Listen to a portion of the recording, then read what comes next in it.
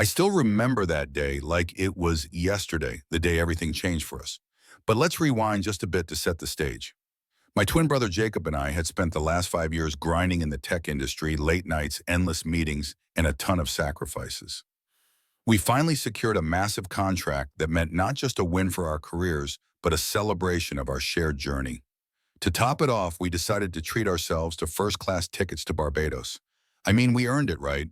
But the moment we stepped into the airport, that feeling of victory began to fade. There was something off. Maybe it was the frigid air conditioning, but it felt more like the chill from the gate staff as we approached the desk. The agent barely looked at us when she scanned our tickets. Just a quick glance at her computer screen.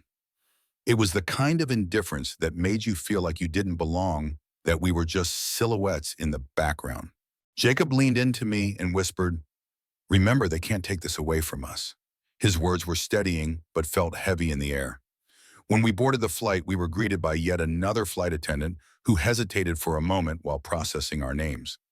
I realized that hesitation was rooted in disbelief, a subtle, bitter signal that our success wasn't acknowledged in the same way as others. Sure enough, as we settled in, a tall, imposing figure approached us, Mr. Walters, a big guy with a confident swagger. He glanced down at our seats and practically scoffed, "You're in my seats." I blinked, half expecting this to be a joke.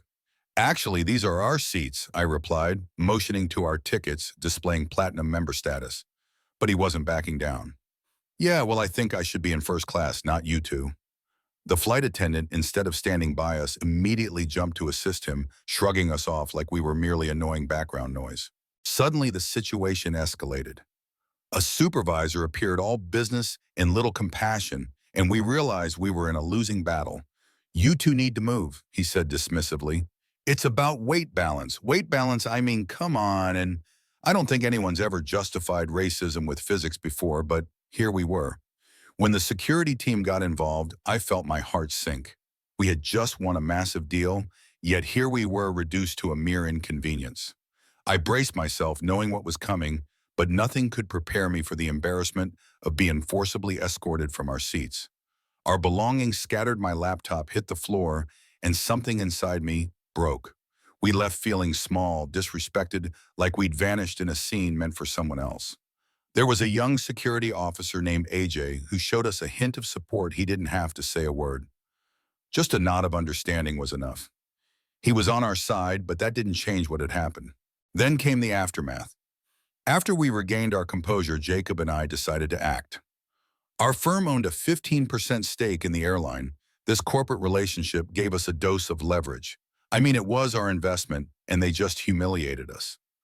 So we recorded a video detailing the incident and posted it online. The fury ignited. Within hours, the video went viral, capturing the anger of countless others who had faced discrimination. What started as an embarrassing experience morphed into a social outcry. The airline's response was a feeble attempt to downplay the entire situation. They'd need to do better than that. People shared similar stories, and suddenly it unveiled a pattern of discrimination that went beyond just our flight. Eventually, public pressure mounted a tide the airline could no longer ignore. Soon we found out that both the CEO and several board members had resigned, and they weren't coming back. Real change started to ripple through the company.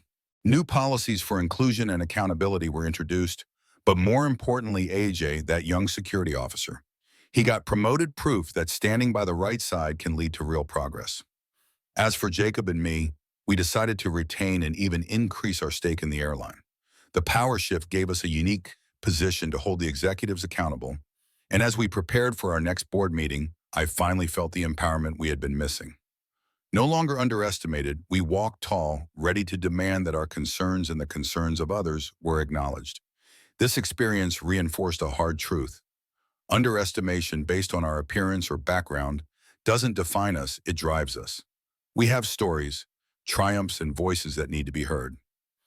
Standing up for ourselves led us here, and I hope you can relate. If you've ever faced a moment of being misjudged or underestimated, I want to hear about it. What did you do? Did you take a stand, or did you walk away? So here's my call to action for you. Drop your thoughts down in the comments. Let's discuss this topic of discrimination, social justice, and how we as a community can lift each other up. If you found this story inspiring, give it a thumbs up and share it to shine a light on resilience.